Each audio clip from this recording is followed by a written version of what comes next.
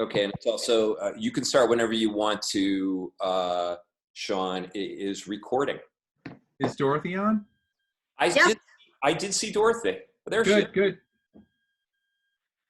All right. Well, it's about 30 seconds after. Why don't we wait a few more seconds just in case people need to get the new link for the meeting. Mm-hmm.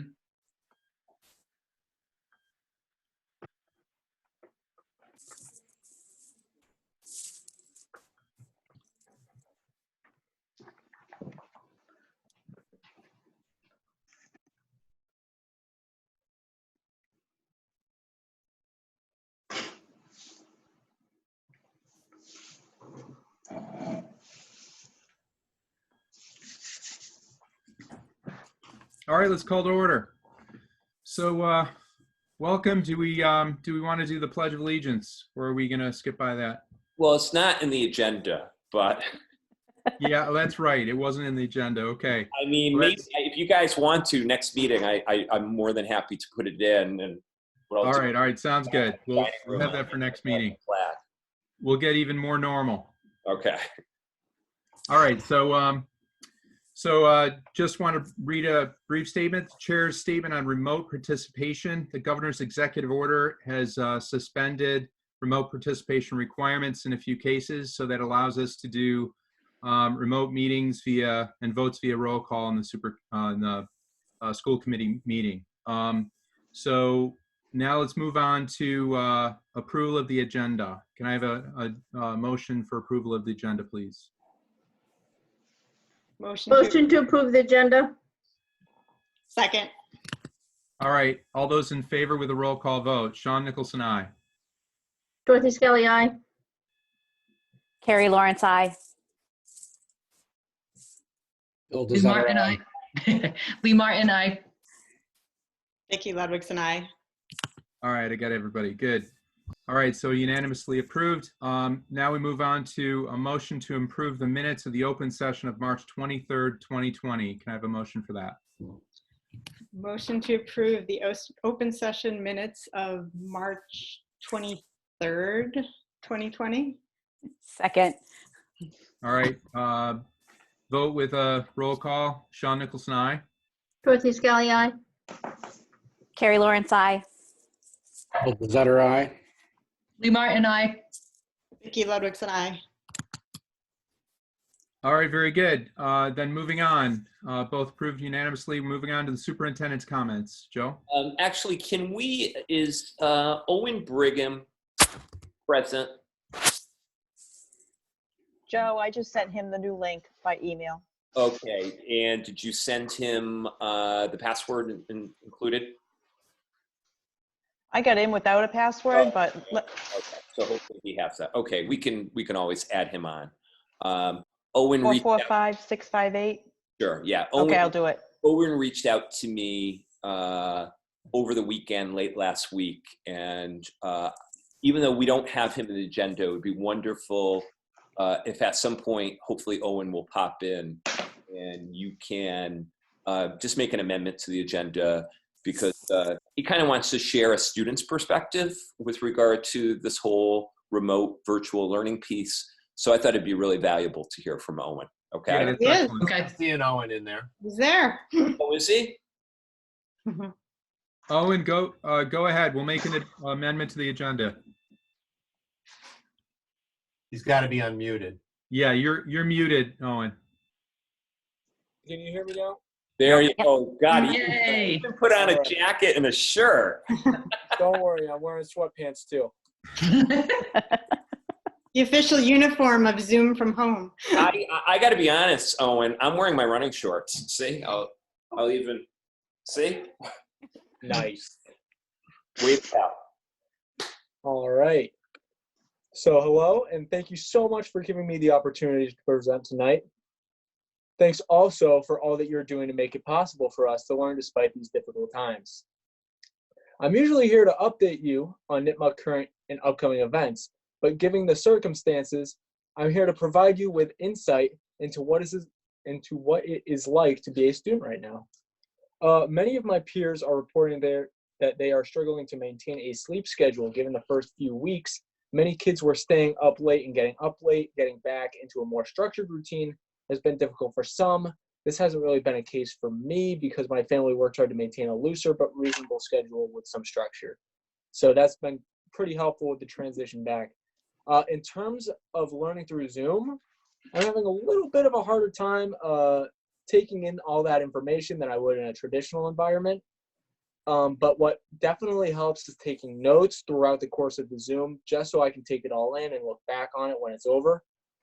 And it really just helps in the, in the absence of a traditional learning environment. Yeah, no, it's just kind of something that we're not accustomed to because, we're so used for the last, at least for me, for the last 11, 12-ish years, I've been learning in a classroom, which is, we kind of mentally register as like where we learn, whereas now we're learning in the place where we sleep or, relax, which is a tough transition. All right. One of the drawbacks of Zoom is it is not great for generating classroom discussion, or at least that's what I have found so far. I usually don't have any worries about speaking publicly, but it really just makes every contribution feel like a presentation because like the whole class is just kind of staring directly like at the speaker, which is, you just have to work around it, but at the same time, it's just difficult for some of us. So the teachers have been incredibly helpful. They've been quickly answering emails. A lot of teachers have been working hard to give us structure, student choice, creative projects, and right now meaningful review as well. This is especially true for my AP classes that I'm taking right now. Office hours have been insanely helpful, just in clarification on some assignments. In my AP classes, we've been doing a lot of review for the upcoming AP tests, whether that be going back and watching some of the videos that were posted for review earlier in the year, or just doing activities to just practice and just really give us an opportunity to take in the material in a meaningful way, which I really appreciate. So thus far, the workload has been pretty manageable. My teachers are introducing new concepts as of this week. Previously, it was just review. My pre-calc teacher in particular has been using the app Show Me, which I'm not sure if some of you have heard of. It is really good for grasping new concepts because it kind of provides us with a video in which we can, it's like looking at a whiteboard and we receive instruction at the same time. Very good if you're taking notes. But to say the least, all the teachers are trying new strategies right now as we kind of learn through this new format. Definitely, I would have to say the worst part of this, I don't experience this personally, but for the seniors, definitely, they're missing their last sports seasons, prom, etc. We all miss our friends and teachers, and I just feel bad for the senior class right now. They're missing out on a lot. And again, thank you so much for giving me the opportunity to speak tonight. I really appreciate you guys giving me the chance to share my experience and learning from home. So thank you. Thanks, Owen. Thanks, Owen. Thanks, Owen. Oh, and Yeah, that was- thanks for the insights about learning, Owen. That's really important. Well, thank you very much. I try. nice job.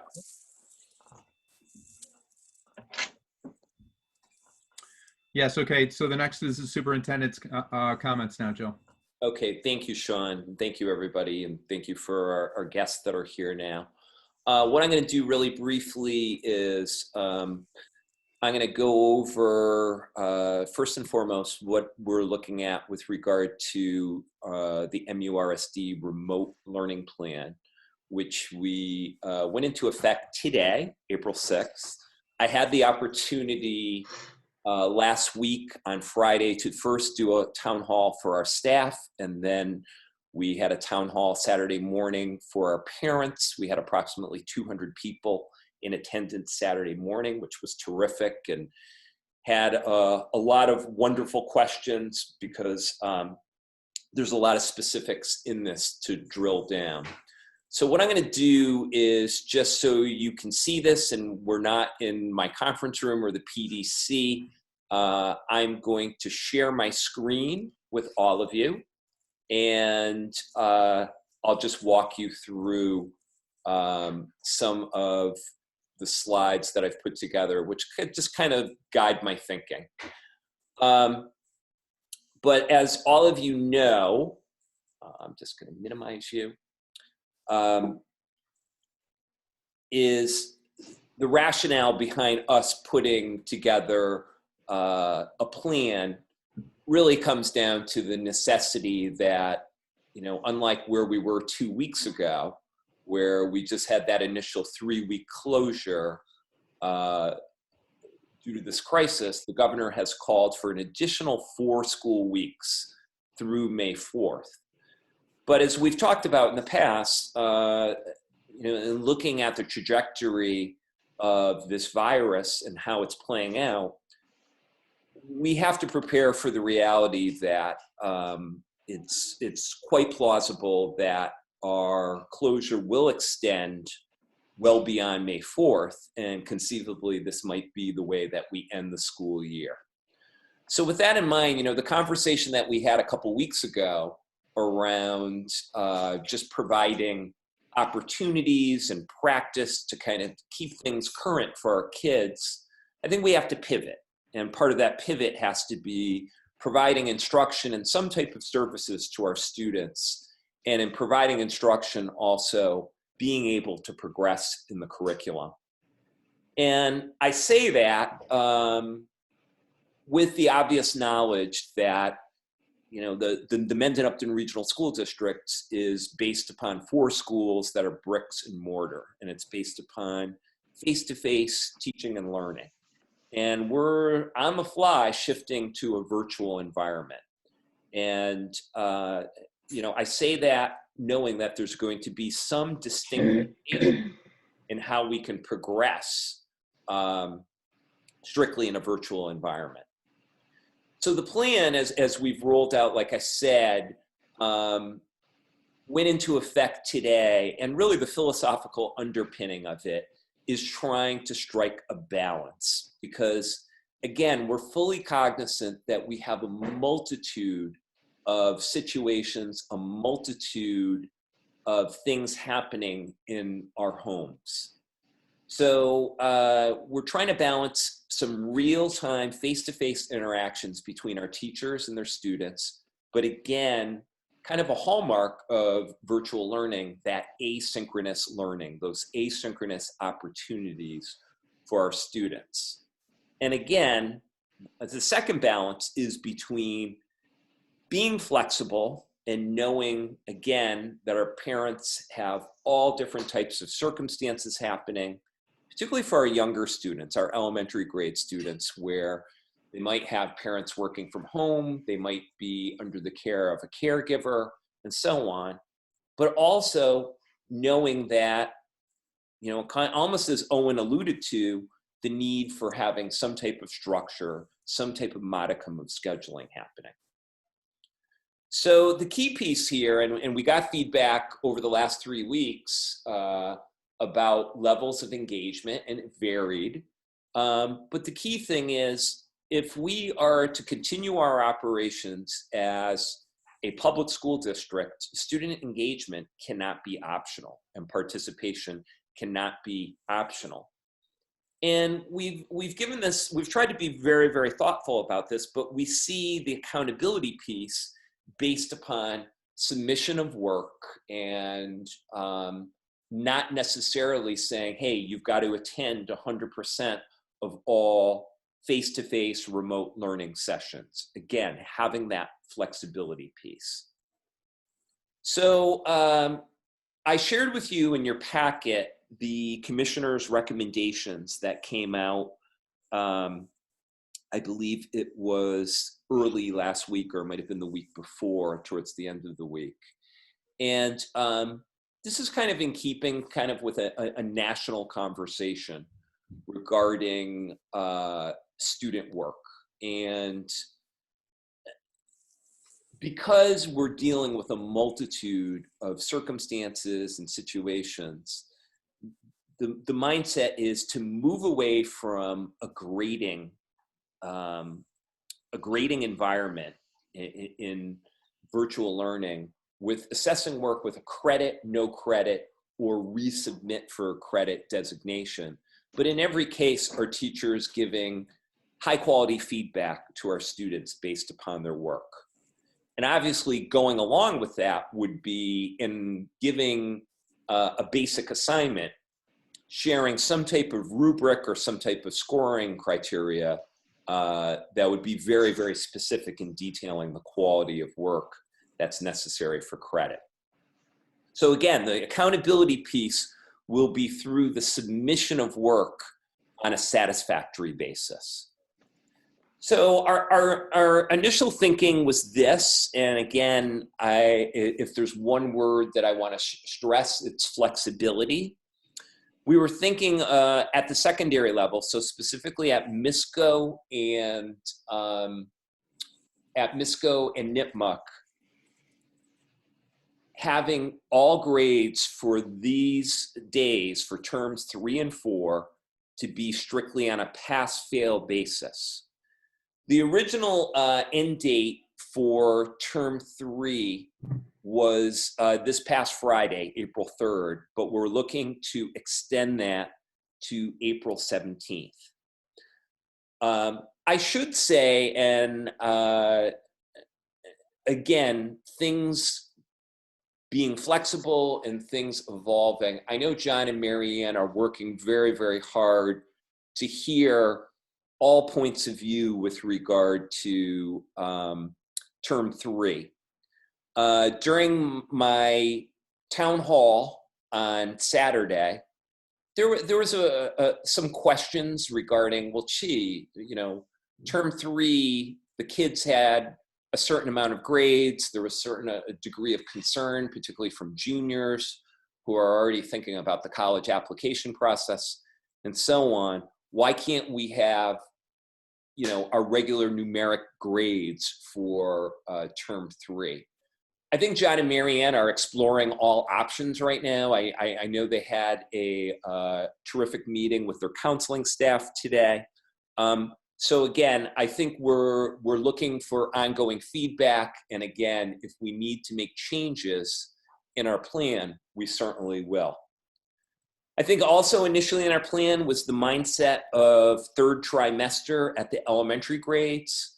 As you know, we have the standards-based report card, which has a grading rubric based upon 1 to 4, 1 being not meeting a standard, 4 meeting the standard with honors or beyond the standard, where 2 and 3 would be approaching the standard and meeting the standard respectively. So the mindset was for 3rd trimester featuring grades and all the standards of 2, 3, or NA being not assessed. Again, I think we're looking at that. We're trying to get feedback from all our stakeholders of what the most viable option is and what makes the most sense for our students, for our families, and also our staff as well. So a few other considerations that are key in our plan that I think merit some discussion is I've taken a lot of questions from parents of students with IEPs and some English language learners. The mindset is that we will provide services to the best of our abilities, and in many cases, particularly with students with mild to moderate disabilities, we still can provide those services in a virtual setting. Whether it is an inclusion special educator, some of our related service providers, such as speech language therapists and occupational therapists, they are proceeding in reaching out to their students and their families to provide the services that they do. I think we're also looking at, within the coming week or so, to continue IEP team meetings, however, doing them, again, obviously through Zoom or some type of virtual setting, Most of them, in all likelihood, will be our annual reviews for the basic reason that doing either new team meetings for a new IEP or a 3-year reval, we're going to have some distinct limitations with regard to testing of students. Again, I want to stress the whole thing around balance but flexibility. It's part of our game plan to, in short order, within the next week to 2 weeks, to reach out to all of our stakeholders, probably at the secondary level to our students, to our staff, and to all of our families, to survey what is working and what is not working. And again, I hope it doesn't come to this case, but I am looking at this plan in the context of thinking this conceivably will be the way that we finish the school year. So we're talking in total, I believe, about 10 more school weeks. So we're going to have to be flexible and adapt as needed. And again, the point around surveying all stakeholders, I think, is extremely important. So again, I've asked all of our staff at the secondary level to map out their assignments, their work in advance by Monday morning, 9 a.m.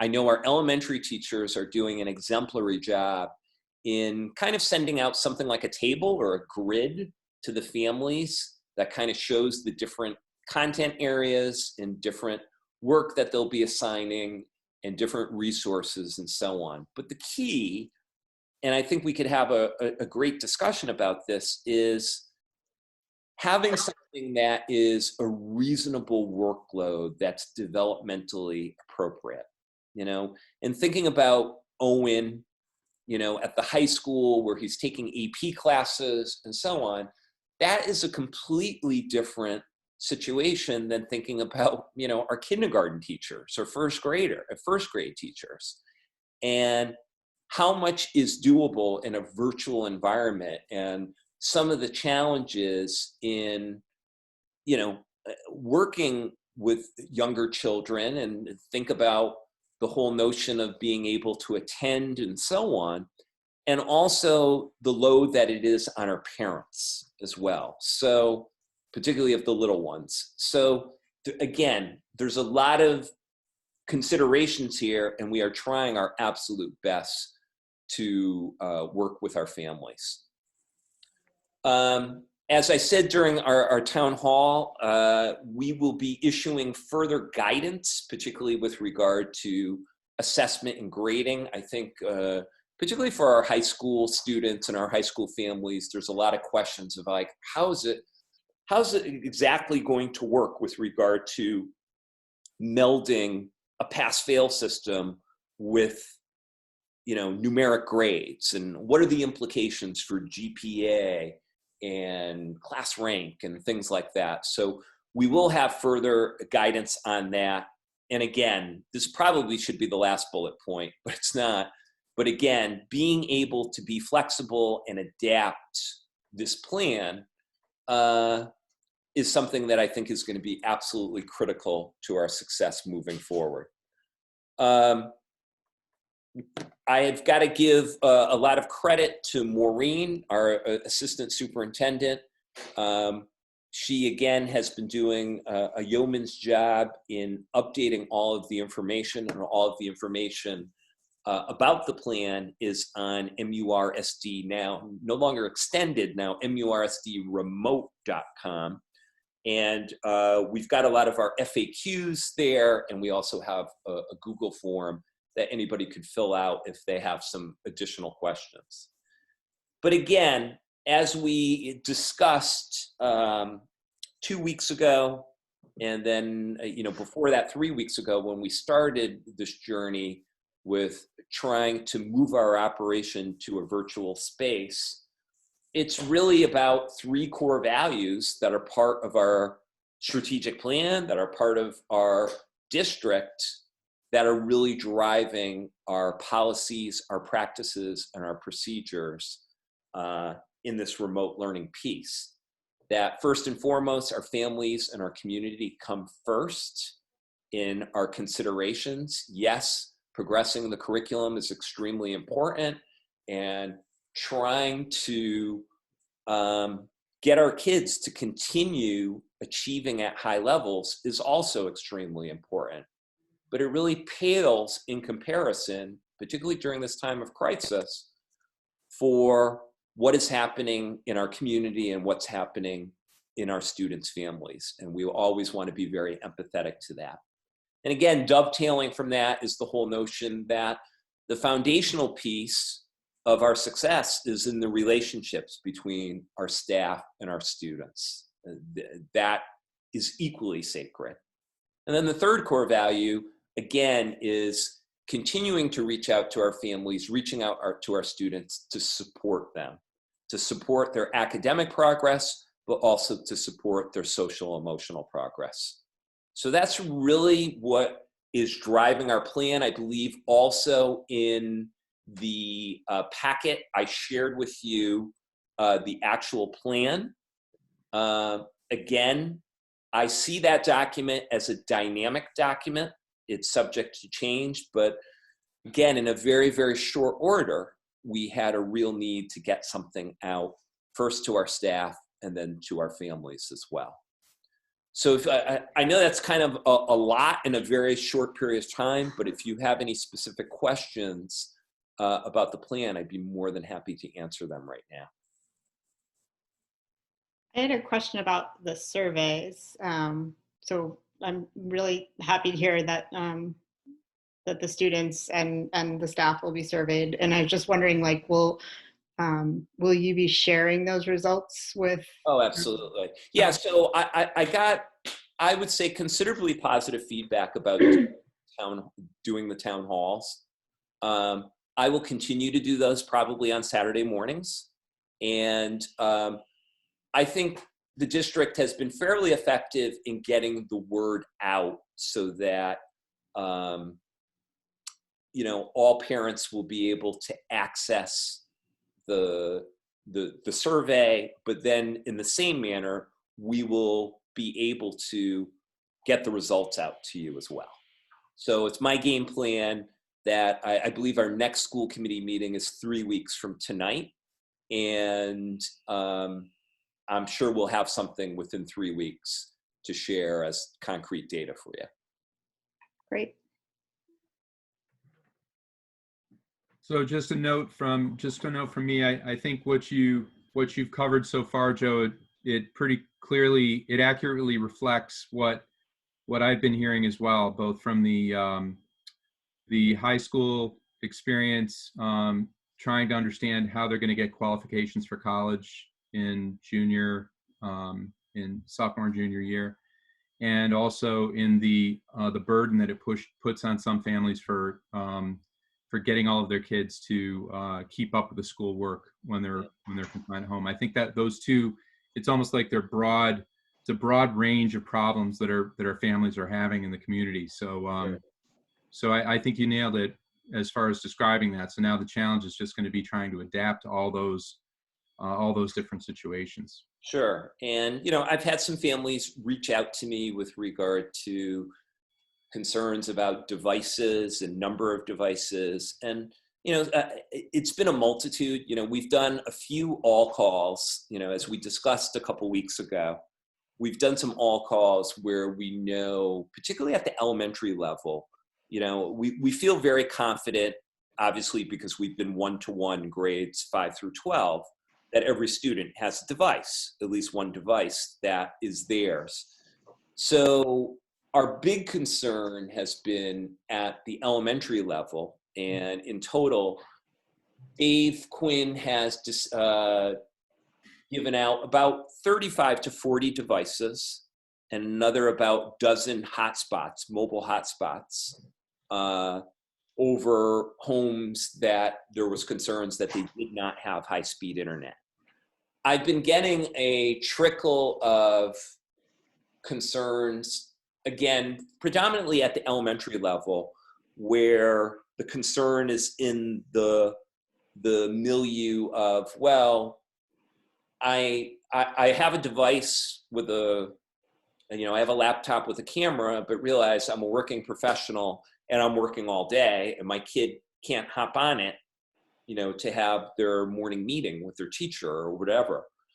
So, I understand that. And I think, the district does have some more devices, and, we can work creatively with families. I give, again, Dave Quinn a ton of credit, because he literally has been calling homes, going to homes, doing home delivery of devices and spots and so on. The tech crew has been fabulous. But I also think we have to, again, that's why part of the plan is not all strictly dependent upon attendance in live sessions. Do we want our kids there? Absolutely. But I think we also have to think about recording sessions, so that, I had an exchange with a mom who told me, well, my husband and I are working nonstop, and maybe we're not going to be able to work with the kids until 5 o'clock. All right, I get it. That's an enormous challenge. But if we have the actual recording of what was done between the teacher and the kids, then again, that's part of that asynchronous piece that is part of the solution. And again, this is, I will say up front, and the person I am and the professional, hopefully, that I am, I don't like saying, hey, guess what, guys? I have an imperfect plan here. But it is, it's an imperfect plan. It really is. And again, you're trying to look at a wide swath of all of our stakeholders and all the different circumstances and the stressors and the pressures that everybody's dealing with. And you're trying to come up with something that's fair and equitable for all of our stakeholders. Yep, understood. Understood. Any further comments or questions from the school committee? All right, so let's move on. We've got the state guidance on financial commitments and contracted services. Sure. This is also extremely important as well, because again, there's a lot of implications as far as the finances with regard to our financial commitments. And as I mentioned in the background memo, one of the key ones, and I've gotten some questions regarding this, is transportation. So Jay has had the joy of quite a few Zoom calls with regard to the Office of School Finance of DESE. So Jay, if you could touch upon some of the guidance regarding transportation and also contracted services that's been shared. Sure. Thanks a lot, Joe. Hi, everybody. I hope you're doing well tonight. Yeah, I've had multiple calls. I probably have at least 3 a week with the Department of Ed on finances. It seems to be a regular occurrence. And the common theme we get is that there's a lot of questions and not a lot of answers. He uses the term "stay tuned" quite frequently. So when it comes to the buses, though, we're up against two things. The good in us wants to make sure that bus drivers are paid and that companies don't go out of business because of loss of income. But we have Chapter 41, Section 56 of the Mass General Law that says you can't pay for contracted services if you haven't received them. So the Department of Ed has reached out to the Department of Revenue to ask for some guidance on that. It hasn't, as of today, this afternoon when we had our call, don't have an answer yet, but that's one of the things they're trying to clear up.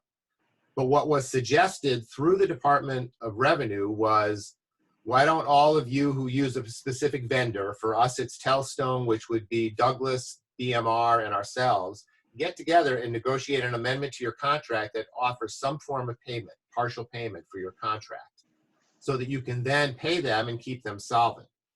So I participated in sessions with BMR and Douglas to determine what we're doing with Telstone and see if we can come up with a concept. I actually talked to Neil Telstone as well today. I also participated in sessions with the people that use Vendetti, which for us is a very small cost because it's just the Norfolk Aggie run. So it's, $16,000 a year. So there's a big difference between the two, but we're trying to figure out a way to pay them something, certainly not maybe 100%, but something that keeps them solvent, on the condition that their drivers are working and getting paid, and we're going to ask for payroll records to verify that, but something to keep them solvent, because quite honestly, a lot of these companies like Telstone, if they don't get 4 months of income, they're probably out of business.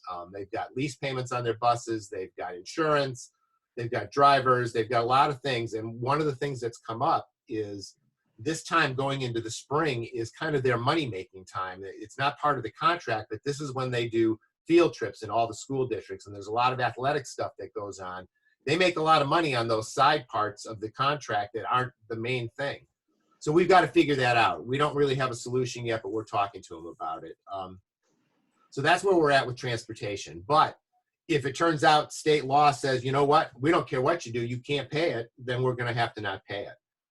The other thing I did read is that part of the stimulus package says that if you want to get any part of the stimulus package, you have to pay your contracted services. Otherwise, we won't even allow you to get anything. But it's all based on Title I as far as your qualifications. So the financial, the evil side of me, who thinks only about money, says, well, I could save $500,000 and I'm probably only going to get $70,000 from Title I qualification through this, through the stimulus package. Maybe I should keep the money. But the good person in me, which I tend to, I've got one on each shoulder, right? I try to think the good guy on me is saying, hey, do the right thing. Don't just think about money. So we're working that out. As far as other contractors, specifically, it's mostly special ed, OT, PT, some of the contracted services that come into our buildings. And I know Dennis is here, and I'll let him address it more specifically, but I think the guidance we've gotten is find something for them to do that provides instruction the best they can, and then at least you can pay them for the hours they're working for you. And that's about the best we can do there. Unfortunately, we can't just pay them and have them do absolutely nothing, just like we're not paying anybody else to do nothing. They're all doing something. Dennis, you want to weigh in on how you're kind of handling some of those services? Sure. Thanks, Jay. So we do have contracted employees, and they are following the remote learning plan, just like our special ed teachers and general ed teachers and other providers are. So they are reading services, and as Jay mentioned, PT and OT and speech services. So those contracted employees will be getting paid. All right. So, we're kind of balancing it out. Like I said earlier, I kind of feel like, I think it was the Flintstones cartoon when you had the great Gazoo who was on one shoulder, and one had all the bad things and one had all the good things. And I'm trying to balance the two of them out. But, ultimately, I want to try to keep all these companies solvent as best we can because we need them. Quite honestly, were Telstone to go out of business, we wouldn't have a bus contractor if we come back to school. And there are, we complain a lot about lack of competition, but there's not enough of them out there. So we have to fight over that. And, it's in our best interest to try and work something out with them. So that's what we're working on. And any questions, I'm happy to answer. Wow. I'm sure I have questions. I'm just trying to grasp everything that you just told us. So in the situation where, okay, so let me ask you hypothetically, one question came into my mind. Is there anything that has a provision in the state for preserving the business by having the business take loans or some sort of guaranteed loans so that they can stay in business?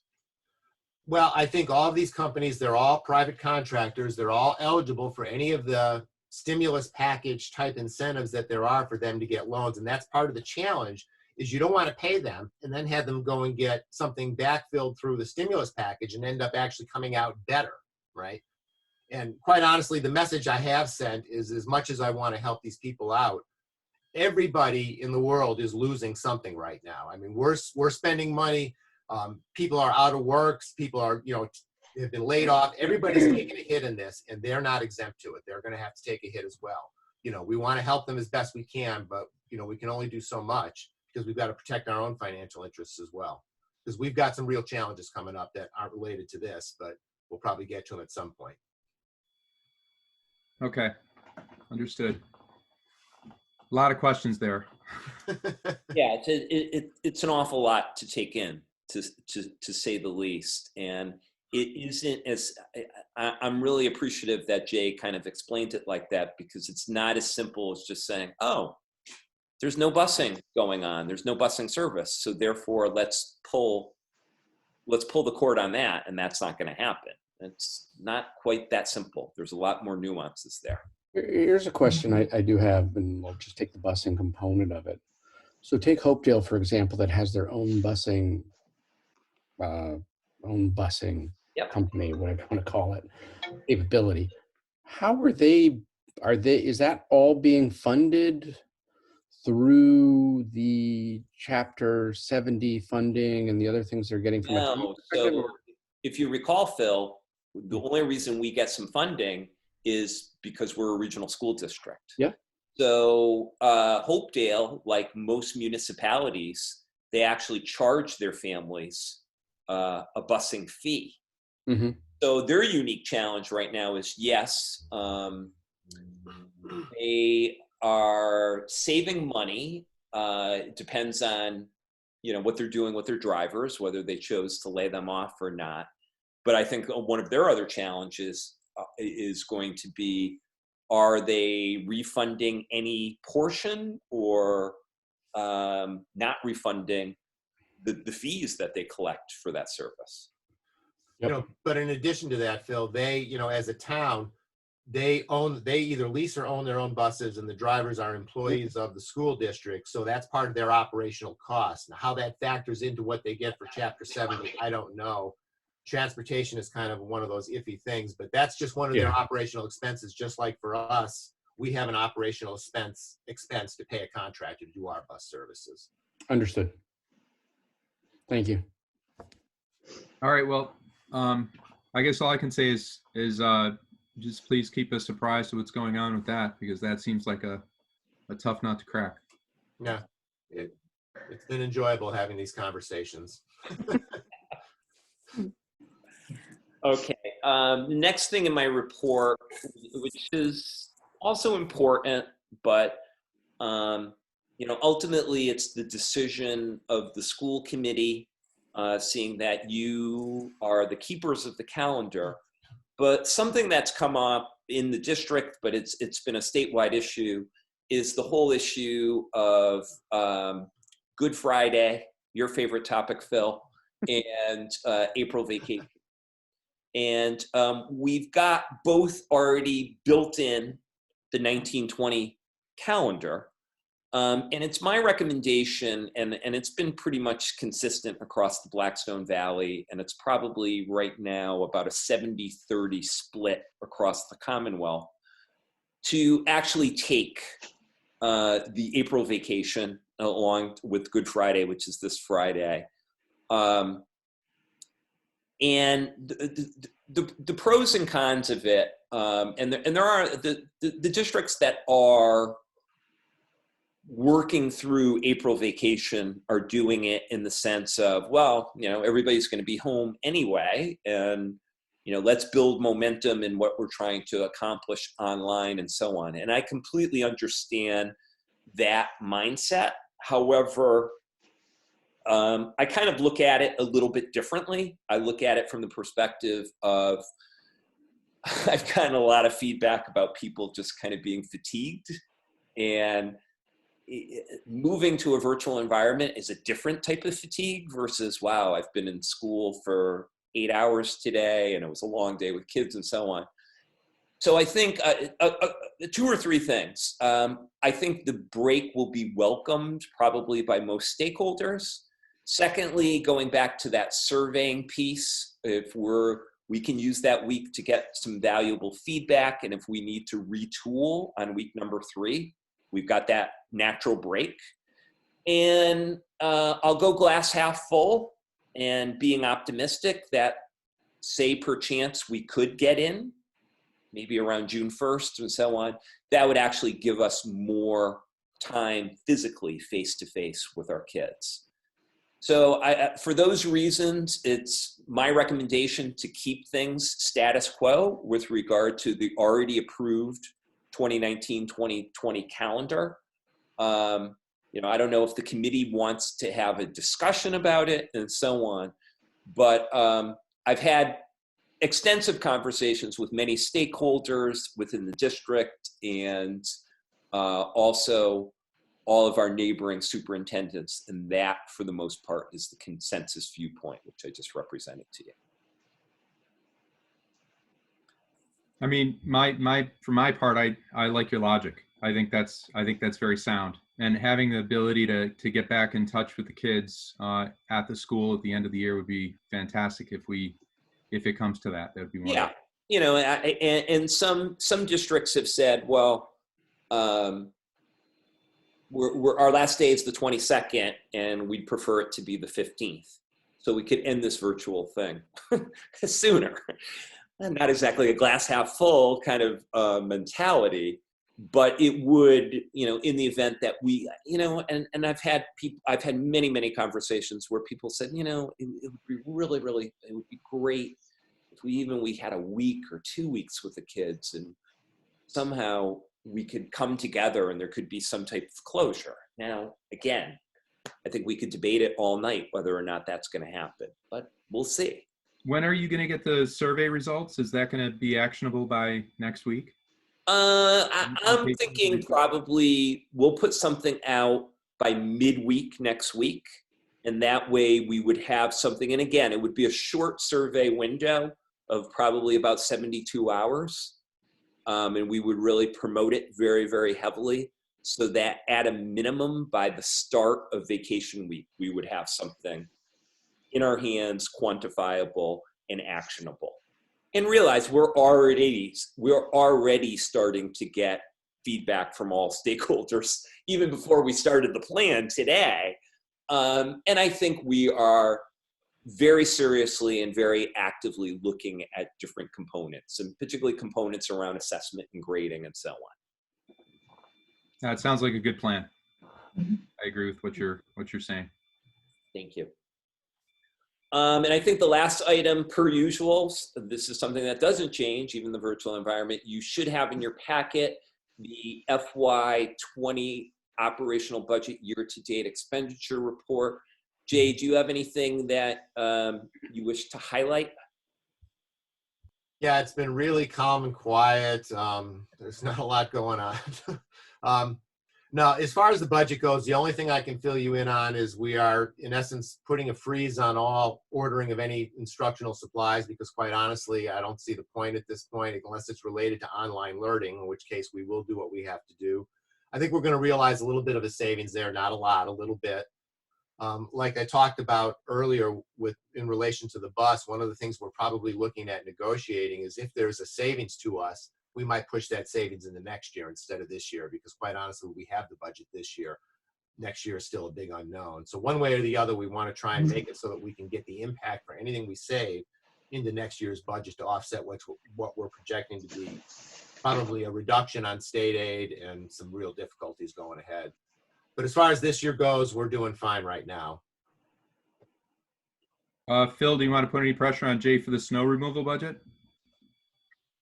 I actually put a cold freeze, and I told Ken when we first closed that I didn't care if we got 2 feet of snow, we're not moving a drop of it. Just let it melt. I think Jay's got a handle. So I can honestly tell you we will not spend any more on snow removal this year. All right, very good. I know that's the highlight of the reports, and I don't want to leave that out, but I mean, hey, there's a silver lining somewhere, right? Correct. Yeah. All right. Any further questions? Otherwise, we'll move on. Okay, moving on to new business. Nipmuc Senior Capstone presentation by the co-principals, John Clements and Marianne Moran.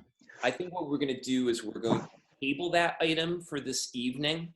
I think there was an active exploration around looking at senior capstone, but I think because of some logistic concerns and so on, I think John and Marianne are looking to conceivably launch that in, more normal circumstances, so to speak.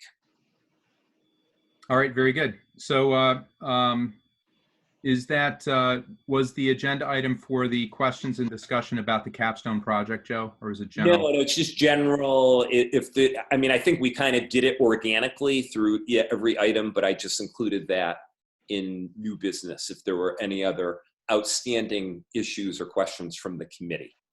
So why don't we do that the same way we did it last time then? Outstanding questions from the committee first, and then we'll open it up to the community comments. Any questions from the committee on the subjects that have been covered tonight?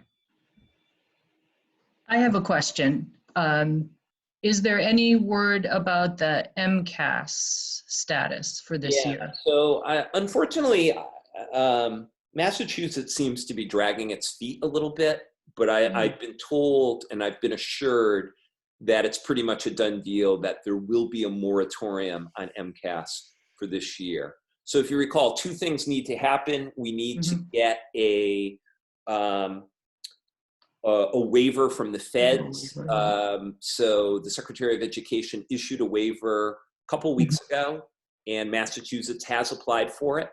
But the second piece is the legislature actually has to vote to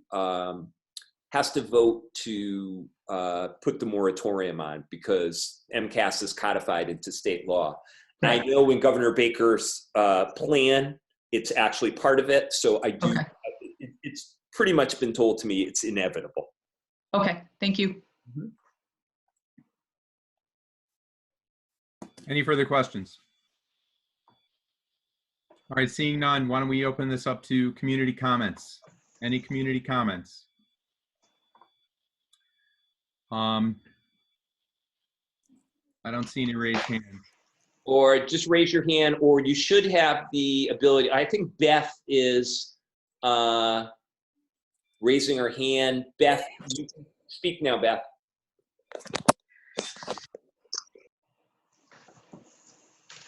Beth, are you there? Yes, I am. Sorry, I couldn't figure out how to unmute myself. I just unmuted you. It's all good. So hi, I'm Beth. I have two young kids, one in first grade and third grade at Clough. And I just want to say the teachers are doing an amazing job. It was an interesting day today with the virtual learning, but we made it through with a few tears, but not too many. I was actually on your call on Saturday morning, Dr. Marushek, and I was the one questioning about April vacation. Hashtag stay flexible. Yeah, nice job. So just my question about April vacation. I work from home. My husband works from home. We're both full-time. At this point, it's Groundhog's Day, day in and day out. So I'm like, let's just roll with this. Let's just keep going.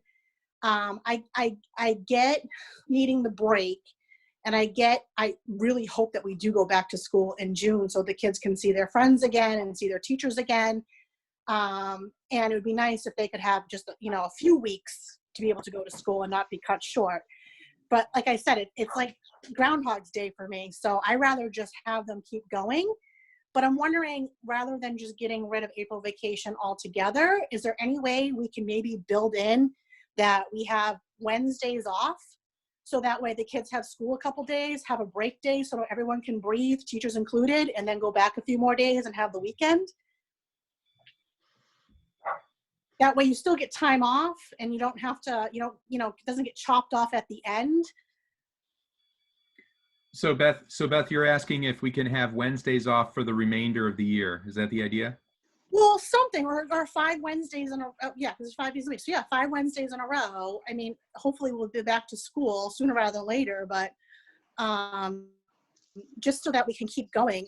I know like the last couple weeks, it kind of felt more vacation-y because my kids and I did stuff together in terms of schoolwork, but it was optional. Now that it's required, obviously we're buckled down a little bit more and have more of a routine than we did the past 2 weeks. So I kind of feel like the kids have been on vacation a little bit.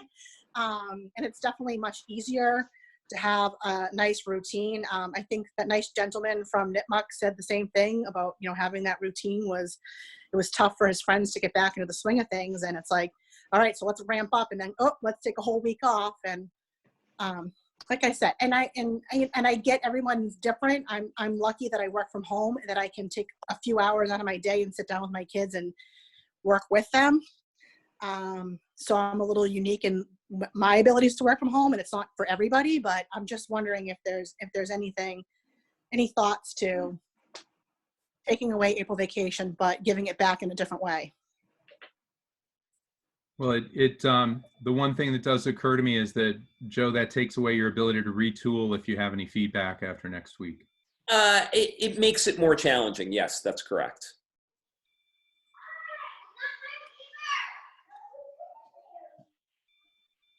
So that's the kids, Beth. You can hear them in the background, right? Yep. At least they're behaving right now. I gotta say, they've made forts. They've taken the iPads into the forts, and they're behaving. So that's a good thing. I don't know. I mean, not knowing what the complications are of doing something like that, or what the trade-offs would be. Is that something? Is that something you can consider, Joe? And maybe. I think we can discuss it, and I think as the committee, again, you guys are technically the keeper of the calendar. Take it under advisement, and it can be discussed a little bit further. Any other comments from the committee? Well, thank you, Beth. That's a very good consideration. We'll take that under advisement. Thank you very much. Any other questions from the community?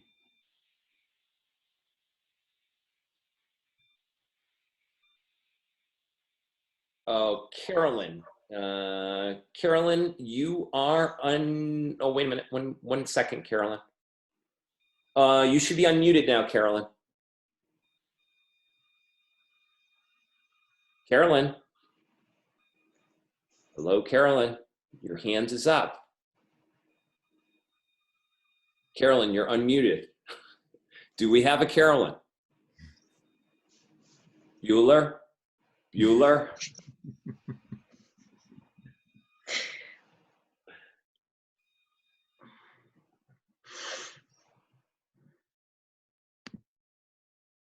Oh, okay. Carolyn, you know what you could do if you can hear me, because Carolyn's saying in the chat that her computer's not working.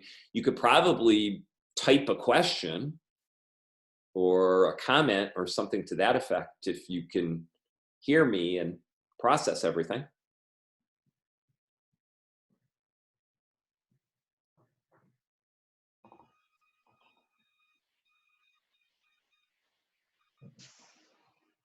Oh, Diane Duncan.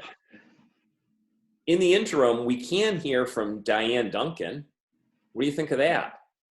Hi, guys. Can Oh, you there is hear me? a question here from Carolyn. Oh, sorry. Oh, no, Diane, please stay on the line. Carolyn is saying the staff have been working nonstop, so I think they need a break.